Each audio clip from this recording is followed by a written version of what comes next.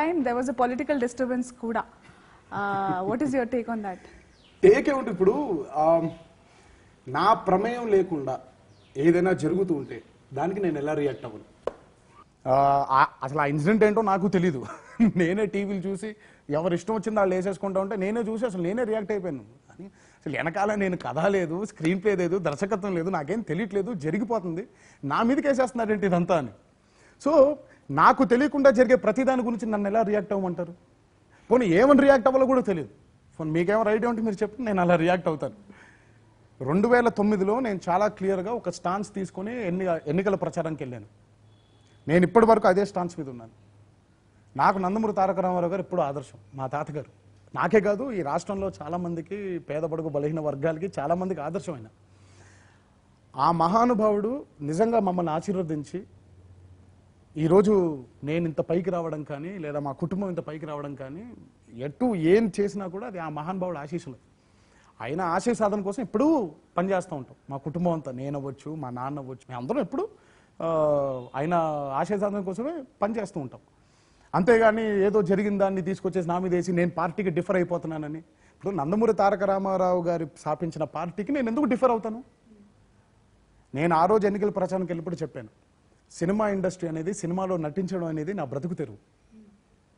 పార్టీకి అండగా ఉండేది, పార్టీకి నేను రేపొద్దున క్యాంపెయినింగ్ చేయాలన్నా, పార్టీకి నా బాధ్యత నేను నిర్వర్తించాలన్నా అది ఎప్పుడూ నా బాధ్యతే. నా జీవితంలో 20 ఏళ్ల తర్వాత, 25 ఏళ్ల తర్వాత, ఎన్నేళ్ల తర్వాత నాకు తెలియదు. అసలు నేను రాజకీయ నాయకుడు అవుతానో లేదో నాకు తెలియదు, రాజకీయాల్లోకి వస్తానో లేదో నాకు తెలియదు.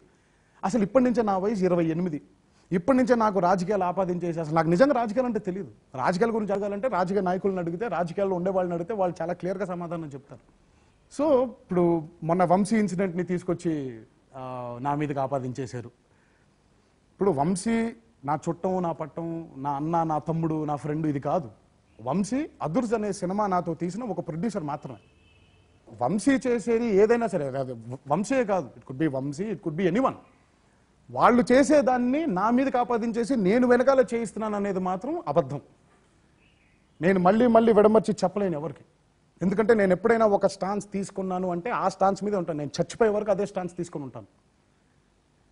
సో ఇదేంటంటే కొంతమంది గిట్టని వాళ్ళు చేసే ప్రతి దాని గురించి నేను రియాక్ట్ అవ్వాల్సిన అవసరం నాకు లేదు. పోనీ రియాక్ట్ అవుతే ఫైనల్గా మీ అందరికీ చెప్పేది ఏంటంటే, నా స్టాన్స్ మాత్రం ఎప్పటికీ మారదు. నేను ఎప్పుడు మా తాతగారు స్థాపించిన పార్టీకి ఫర్గానే ఉంటాను. నాకు ఎవరితో మనస్పర్ధలు లేవు, నేను అందరితోనూ బాగుంటాను, నాకు అందరూ కావాలి. సుబ్బు, నీకు తెలుసా, నాకు ఎర్లీ మార్నింగ్ ఒక కల వచ్చింది. నువ్వు నన్ను జ్యువెలరీ షాప్కి తీసుకెళ్ళి వడ్డానం కొనిచ్చావంట. ఏ టైంకి? గుర్తులేదు సుబ్బు, 5కి అనుకుంటా. అదే మరి 5కి మీ బాబు వచ్చి బిల్లు కట్టినట్టు నాకు కాల్ వచ్చింది.